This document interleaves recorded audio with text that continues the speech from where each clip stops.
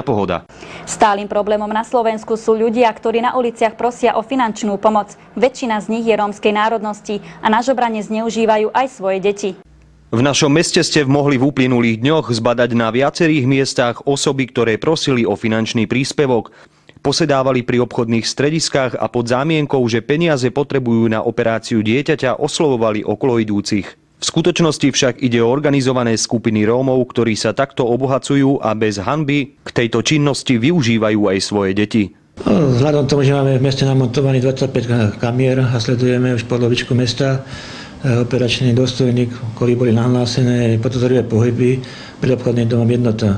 Po vyslaní hliadky tá zistila nasledovne, že nejedná sa o Rumunov ani o Chorvátov, jedná sa o Cigánov, ktorí prišli z Piešťan a nie žobru, ale cigánka mala na nohách dievčatko a tam mal napísané, že dievčatko je choré a ide na operáciu srdca, aby ľudia prispeli.